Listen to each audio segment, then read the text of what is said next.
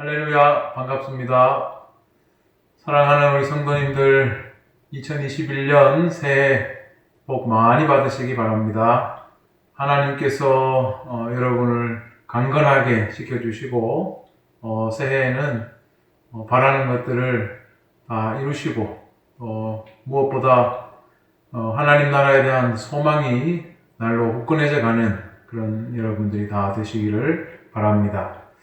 오늘은 하나님의 말씀 로마서 3장 21절에서 26절을 가지고 하나님의 새 창조 계획이라는 제목의 말씀을 증거하고자 합니다. 하나님의 은혜가 함께 하시기를 바랍니다. 오늘 이제 2020년 12월 31일 정말로 마지막 날을 맞았습니다. 날씨가 좀 추웠지만 그래도 파란 하늘을 볼 수 있어서 참 좋았습니다. 요즘은 뉴스를 틀면 연일 코로나에 대한 소식이 많이 나옵니다. 근데 백신에 관한 보도가 나오니까 그래도 좀 희망적입니다. 근데 한편에서는 또 더 큰 위험이 올 수 있다라고 믿을 만한 그 WHO에서 그런 이야기를 했습니다. 백신이나 치료제로 코로나가 종식된다고 해도 앞으로 더 어려운 일이 생길 수도 있다는 뜻이죠. 그런데 아무리 코로나가 기승을 부려도 우리는 늘 하던 것을 합니다. 연말이 되고 새해가 되면은 한 해를 마무리하고 새해 계획을 세우고 새해 소망을 빕니다. 우리나라 사람들은 그 해돋이 구경을 좋아하는데 새해에 맨 처음 떠오르는 그 동해 바다 위에 그 태양을 보면서 소원 비는 것을 좋아합니다. 그런데 이게 걱정이 돼서 그 동해안 그 강릉이나 이런 동해 쪽에 사는 사람들이 국민청원까지 넣었죠. 제발 못 오게 해달라고. 그런데도 보니까 벌써 찾아간 사람들도 있고 말을 잘 따르지 않는 것 같습니다. 사실 어제나 오늘이나 떠오르는 해는 똑같은 것인데 사람들은 그 새해에 떠오르는 태양을 보면서 그 소원을 빌기를 원합니다. 여의치 않는 사람들은 뭐 텔레비전이라도 보면서 그 해를 보면서 소원을 빌려고 합니다. 제가 대학교 때 대구에 살 때 저희 집에 가는 길에 그 동화사 파괴사라는 유명한 절이 있었습니다. 그런데 이 새해가 되면은 집에 가는 버스를 타기가 힘들었습니다. 동대구역은 시장통처럼 아주 북적했습니다. 유명한 절이다 보니까 전국에서 그 새해 맞아서 그 절에 소원 빌러 가는 사람들이 넘쳐났던 것입니다. 다른 나라들도 보면 새해 풍습이 다양합니다.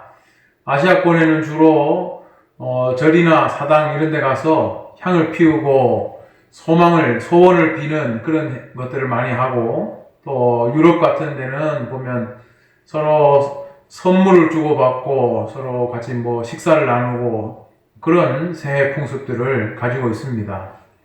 제가 다른 나라에서는 안 살아봤는데 이태리에서 살 때 보면 그 사람들은 새해가 되면 폭죽을 그렇게 터뜨립니다. 그래서 새해에는 아예 그 잠을 잘 생각을 하지 말아야 됩니다. 너무 시끄러워서 잠을 잘 수가 없습니다. 그걸 터뜨리다가 다치기도 하고 또 죽는 일까지 있다고 합니다. 그런데도 그걸 사람들이 포기하지 못합니다. 요즘은 스모그 때문에 못하게 한다는데 사람들이 이거 하는 이유는 애군을 물리친다라는 거 믿기 때문에 이 폭죽을 터뜨린다고 합니다.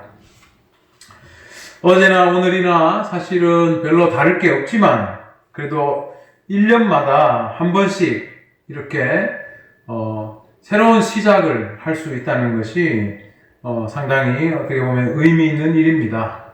새해에 또 새로운 시작의 의미를 부여하는 것, 이게 우리한테는 아주 좋은 것입니다. 그런데 우리가 가만히 생각해 보면 뭐 1년에 한 번 이렇게 새해를 시작하고 새로운 출발을 우리가 다짐하고 있지만 사실 생각해 보면 우리는 매일 다른 시간, 다른 날을 살아가고 있습니다. 우리는 지금까지 태어나서 하루도 같은 날을 살아본 적이 없죠. 우리는 매일 해가 뜨고 해가 지고 이것이 반복되고 또 1년이면 사계절이 돌아서 또 새로운 한 해가 가고 새로운 한 해가 오고 하기 때문에 매일이 반복되고 매년이 반복되는 것처럼 느끼지만 사실은 우리는 매일 새로운 날을 살아가고 있는 겁니다. 1년마다 세상이 리셋되는 것 같지만 매일매일 새로운 날을 사는 것이죠. 시간은 한 번도 뒤로 물러난 적이 없죠. 시간은 항상 앞을 향해서 나아갑니다. 우리가 한 해 지나면서 나이를 먹고 우리가 늙어가는 것만 봐도 시간이 반복되지 않는다는 걸 누구나 알 수가 있죠. 시간은 그냥 앞으로 계속 나아갈 뿐입니다. 우리가 하루하루 반복되는 것 같고 또 1년이 지나면 또 새로운 새해가 되고 또 리셋되는 것 같고 그렇기 때문에 우리가 새 출발을 다짐하지만 사실은 한 번도 반복되는 것이 없이 매일 새로운 날을 살아간다는 이 사실을 우리가 볼 때에 우리가 1년에 한 번 이렇게 새 출발을 다짐하고 인생을 새롭게 또 리셋하는 것도 중요하지만 더 중요한 것은 우리 전체 인생을 볼 때 우리 인생에서 새로운 세팅을 하는 것, 새로운 출발을 하는 것 이게 정말로 중요하다는 것을 생각해 보게 됩니다. 그래서 오늘 설교에서는 우리 인생에서 가장 중요한 세팅, 리셋이라고 할 수 있는 구원과 그 이후에 어떻게 살게 되는가에 대해서 성경 말씀을 가지고 함께 말씀을 여러분과 나누고자 합니다. 오늘은 로마서 말씀으로 시작하는데 일단은 오늘 주어진 본문이 아니라 로마서 1장 17절 말씀을 보려고 합니다. 사도 바울은 로마서를 시작하면서 편지에서 안부도 묻고 로마 방문 계획도 이야기하다가 갑자기 의미심장한 말을 합니다. 1장 17절을 보면 복음에는 하나님의 의가 나타나서 믿음으로 믿음에 이르게 하나니 기록된 바 오직 의인은 믿음으로 말미암아 살리라 함과 같으니라. 이런 말을 합니다. 이 복음이라는 말은 우리 기독교인들이 참 많이 들어본 말입니다. 복음, 복된 소식이라는 걸 다 알고 계십니다. 그런데 왜 복된 소식일까? 그것은 사람의 전체 인생을 볼 때 이것을 새롭게 세팅하고 새롭게 시작할 수 있는 결정적인 기회를 제공하기 때문에 이것을 복음이라고 부를 수가 있는 겁니다. 그런데 이 복음이라는 것은 하나님의 의와 깊이 관계되어 있습니다. 성경은 이 복음을 설명하면서 하나의 전제를 이야기하는데 인간은 가만 놔두면 멸망당할 존재라는 것을 이야기하고 있습니다. 왜 그러냐 하면 인간이 지은 죄 때문에 그렇습니다. 오늘날은 이런 인간의 죄를 인간의 본능이다 그렇게 말하고 있지만 성경은 이것을 죄악이라고 분명히 말합니다. 가령 로마서에도 나오는데 음욕, 모든 불의, 추악, 탐욕, 악의, 시기, 살인, 분쟁, 사기, 비방 등등등입니다.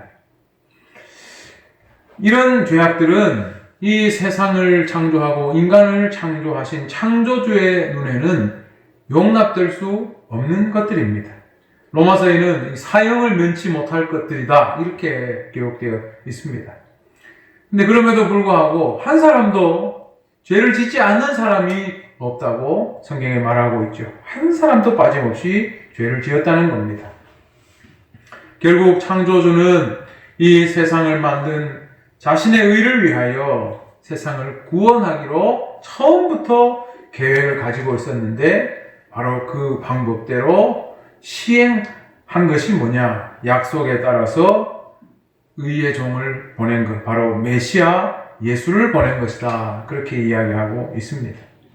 선지자들을 통해서 미리 약속하고 보내겠다고 했던 그대로 바로 의의 종 메시아 예수 그리스도를 보낸 것입니다.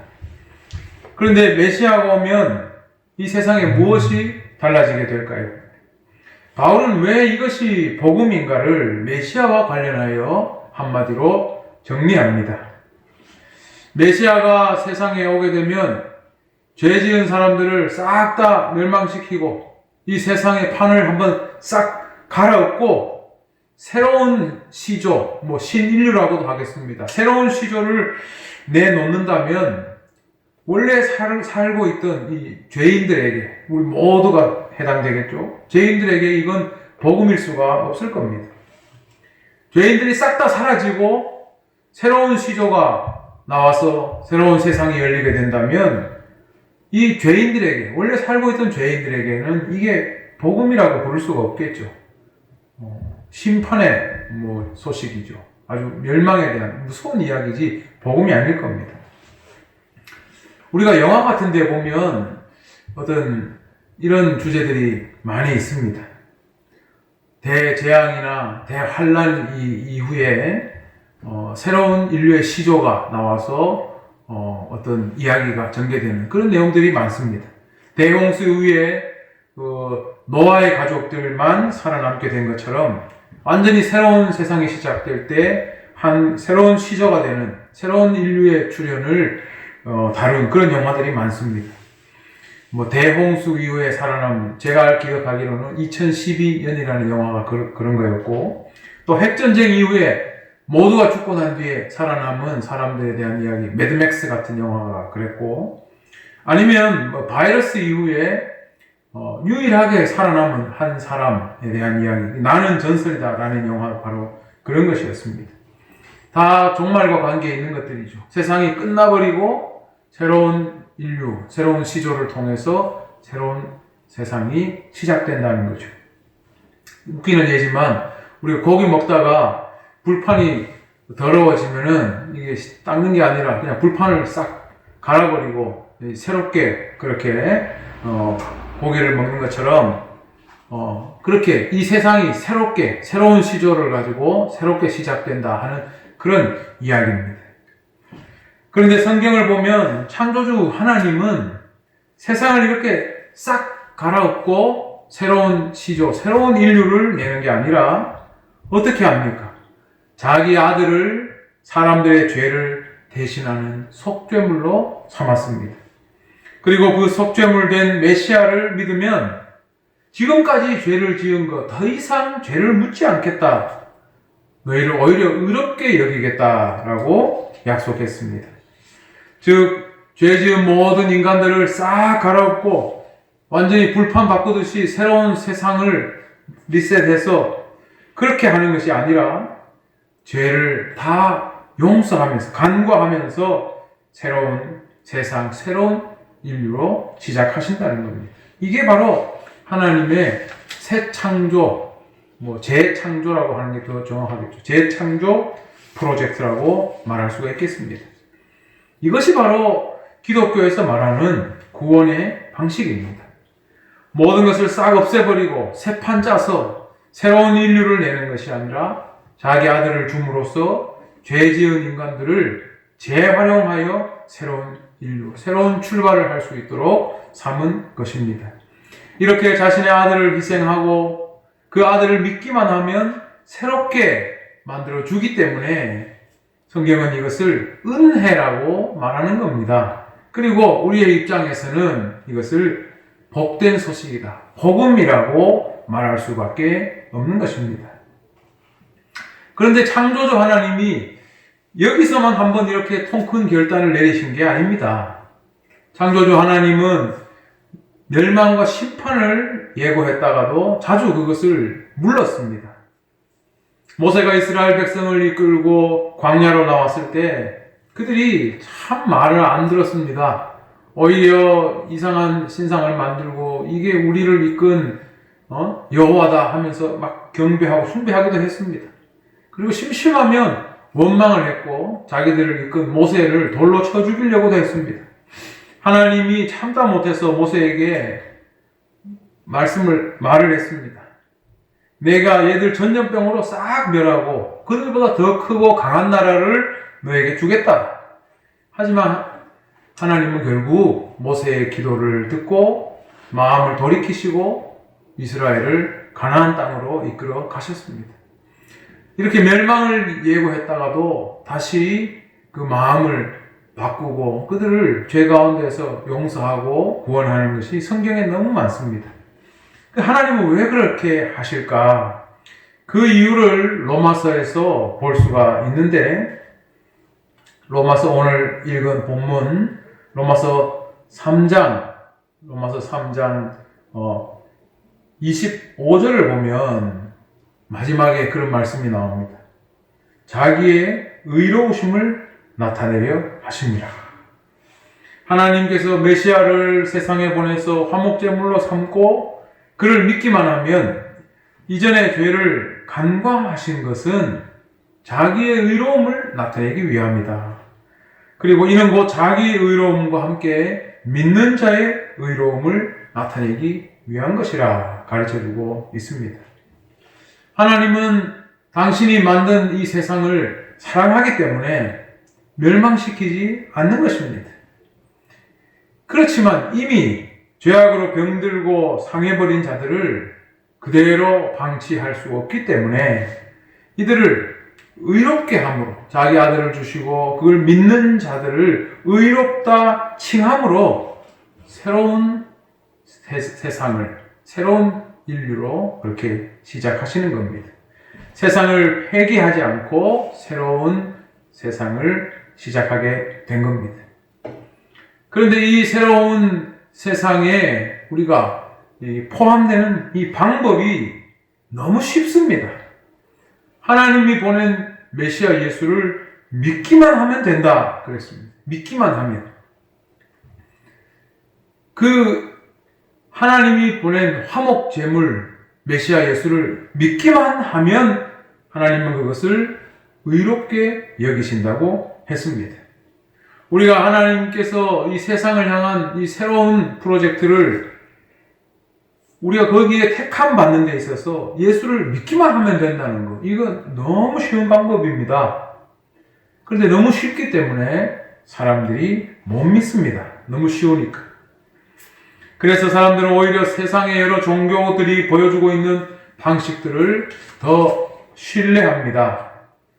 내가 선한 일을 많이 하고 또 수고를 하면 될 텐데, 내가 정성을 다해 재물을 바치면 되지 않을까? 내가 어떤 노력을 많이 하면 안 될까? 내가 순수한 마음을 갖기 위해 수련하면 안 될까? 이런 방법들을 생각합니다. 그리고는 자기가 죽을 때 자신이 했던 이런 노력에 대해서 응분의 보상을 바라죠. 내가 그래도 착하게 살았으니까 내가 죽으면 뭔가 나에게 보상이 있겠지. 물론 아예 신을 믿지 않고 아예 어떤 유물론적으로 그렇게 생각하는 무신론자들은 그냥 죽으면 흙으로 돌아간다고 생각하기 때문에 상관없을 겁니다만, 많은 사람들은 죽음 이후에 피안에 대해서 믿지 않습니까? 그걸 믿으면서도 사람들은 이렇게 내 종교적인 수고, 노력을 통해 그것을 얻을 수 있다, 이렇게 생각을 합니다. 하지만 이런 생각은 참 바보 같은 것이죠. 어떤 대상을 믿는다는 것과 이런 수고와 노력을 기울이는 것은 사실은 전혀 다른 이야기입니다. 전혀 다른 것입니다. 우리가 사람끼리의 관계에서도 그렇습니다. 사람 간의 관계를 유지하게 하는 가장 큰 힘은 서로의 신뢰, 믿음입니다. 믿음이 우선입니다. 그런데 어떤 사람들은 그 신뢰, 그 믿음보다도 자신의 노력이 그걸 유지하게 한다고 생각하는 사람들이 있습니다. 상대방이 어떤 마음을 가지고 있는지도 모르면서 혼자 죽자고 노력합니다. 상대방이 뭘 좋아하는지 관심도 없고 자기 혼자 노력합니다. 그리고는 관계가 깨지고 힘들어지면 자기가 노력했다고 이야기합니다. 이게 얼마나 답답한 일입니까? 교수와 학생 간에도 그런 일들이 많습니다. 교수는 분명히 자기가 요구하는 어떤 것들을 밝혔는데 학생은 교수가 말하는 걸 전혀 신경도 안 쓰고 자기 혼자 참 열심히 뭔가를 해가지고 와서 교수에게 인정해달라고 이야기합니다. 인정해 줄 수 있습니까? 쓸데없는 걸 했는데. 믿기만 하면 의롭다고 하신 이걸 모르는 사람들은 이 관계 이전에 혼자 하고 자기 방식대로 노력하는 사람들입니다. 믿음으로써 하나님의 새로운 창조, 하나님의 새로운 시작에 있어서 우리가 새로운 시조로서 그렇게 포함될 수가 있는데 혼자 다른 구덩이를 열심히 파고 있는 겁니다. 이것이 종교적인 수고와 노력입니다. 이게 가장 잘못된 것이죠. 그래서 예레미야 2장 13절에 보면 우리가 잘 아는 말씀이 나옵니다. 내 백성이 두 가지 악을 행하였나니 곧 그들이 생수에 근원되는 나를 버린 것과 스스로 웅덩이를 판 것인데 그것은 그 물을 가두지 못할 터진 웅덩이들이니라. 자기 혼자 자기 방식대로 구덩이를 판 겁니다. 그래서 이 믿음이라는 것은 사실 너무 쉽습니다. 믿기만 하면 의롭다 하신다. 그래서 예수를 믿는 것이 가장 쉽고 단순한 것 같지만 이게 왜 중요한지 우리는 분명히 알아야 하겠습니다. 하나님은 이 믿음 하나로 믿기만 하면 의롭다 하심으로써 하나님의 새 창조 계획에 우리를 포함시켜 주시는 겁니다. 믿음 하나로 우리는 새로운 시조가 되는 것입니다. 그래서 고린도후서 5장 17절에는 이런 말씀이 있습니다. 그런즉 누구든지 그리스도 안에 있으면 새로운 피조물이라. 이전 것은 지나갔으니 보라 새 것이 되었도다. 새로운 시작, 새로운 세상에 새로운 피조물이 된 것입니다. 그래서 이 믿음이 참 중요합니다. 믿기만 하면 된다. 이 믿는 것, 하나님과의 이 관계를 시작하는 가장 중요한 요소입니다. 그런데 이 믿음을 갖게 된 사람들에게는 이후에 또 더 중요한 정보가 필요하죠.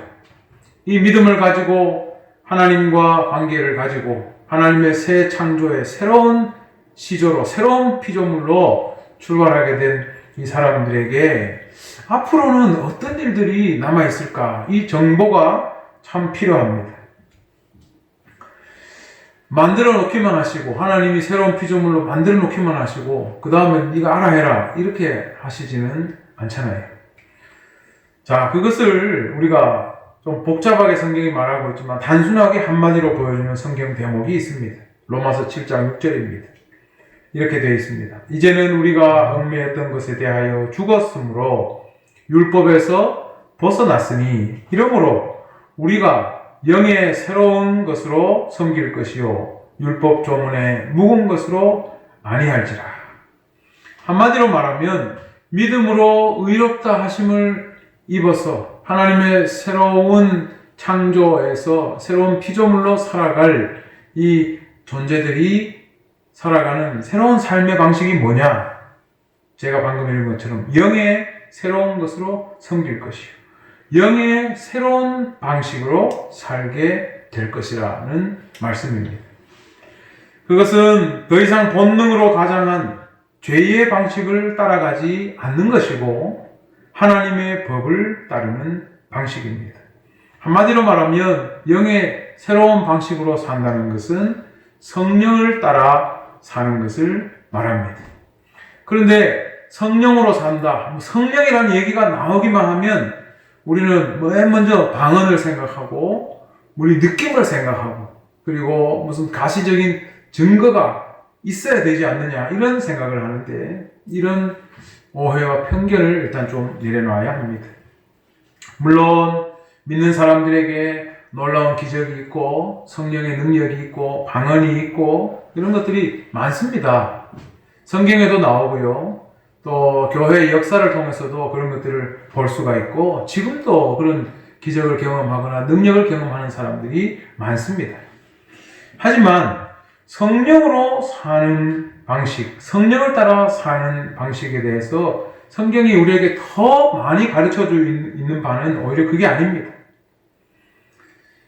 하나님의 영은 이 믿음을 가지게 된 이 사람 안에서 이제 이 사람이 새로운 존재라는 것, 하나님의 방식을 따르는 새로운 존재가 되도록 유도하는 역할을 합니다.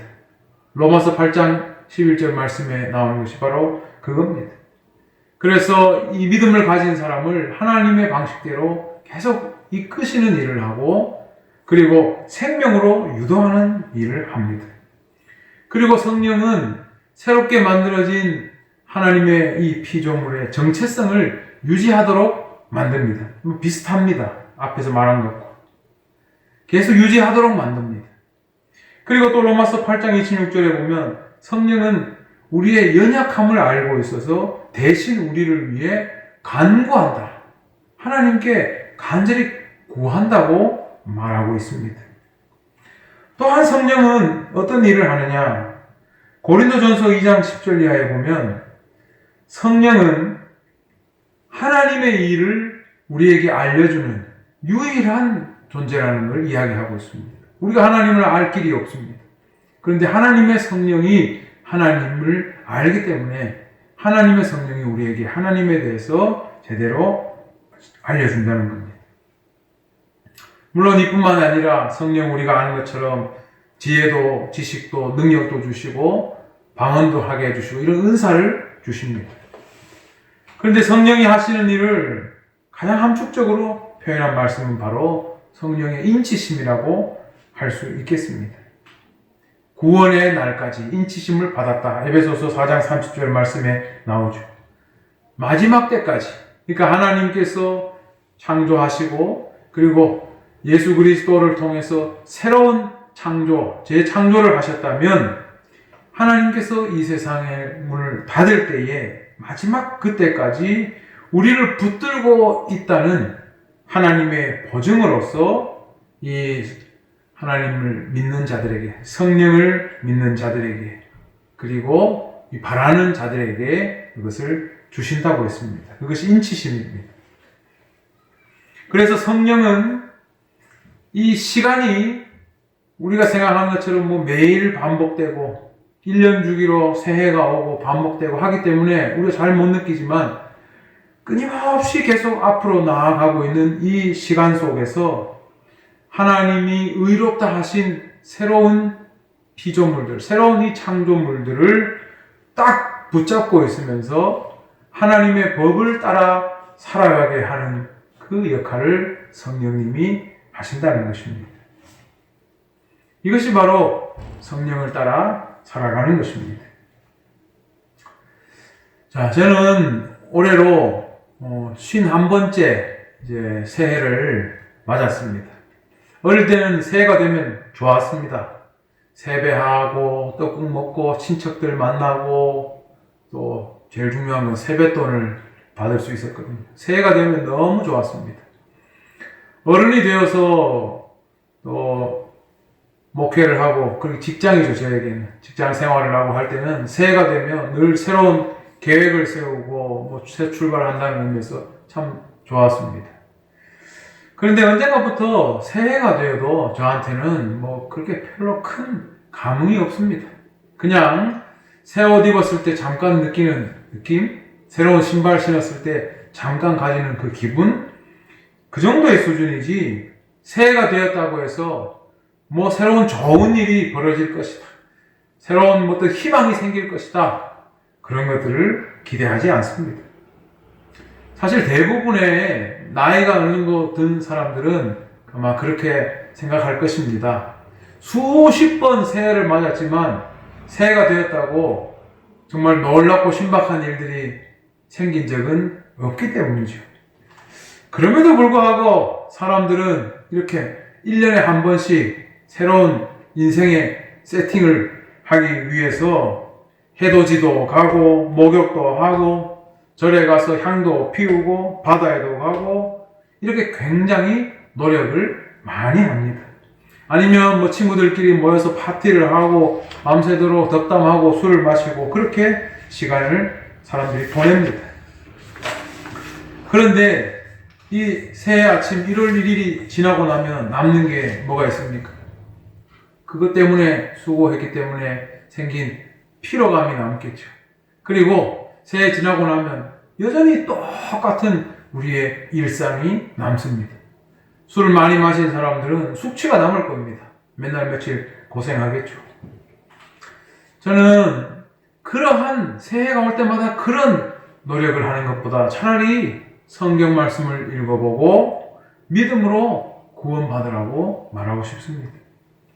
진짜 매년 1년마다 이 반복되는 인생의 어떤 새 출발, 새 시작, 이것보다 더 중요한 우리 전체 인생에서 새로운 출발, 새로운 시작을 위해서 성경을 읽고 예수님을 믿는 것이 중요하다는 것을 말씀드리고 싶습니다. 그리고 그 믿음을 통해서 우리가 성령을 받고 간절히 하나님께 구하여 성령을 받고 그 성령께서 우리를 생명으로 이끌어 매일 새롭게 하시고 하나님 나라에 대한 소망으로 매일매일 우리를 새롭게 하시는 그 감격과 그 평안과 그 기쁨을 느껴보시라 말씀드리고 싶습니다.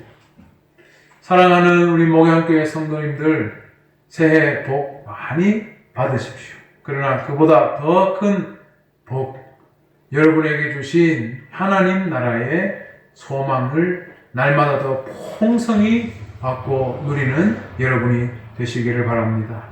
성령님이 하나님 나라의 소망 안에서 날마다 여러분의 생명을 아주 풍성하게 해 주시기를 우리 주님의 이름으로 축원드립니다. 기도하겠습니다. 하나님 은혜 감사합니다.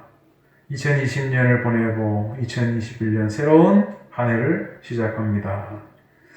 아버지 하나님, 올 한 해 우리가 하나님 안에서 계획하고 소망하는 것들을 하나님의 뜻 안에 이루어 주실 줄을 믿습니다. 그러나 무엇보다 우리가 하나님 안에서 믿음으로 의롭게 되며 성령으로 오직 하나님의 뜻을 따라 살아가며 하나님 나라의 소망으로 더 굳건해져가는 삶을 살게 하여 주시옵소서. 아버지 하나님, 세상 사람들은 새해를 시작하며 새로운 기운을 받기 원합니다.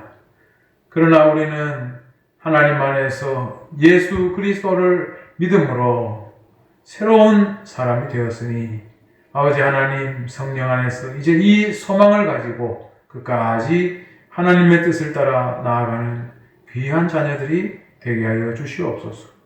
우리 성도들을 사랑하시고 하나님의 은혜가 풍성한 한 해가 되게 하여 주시옵소서.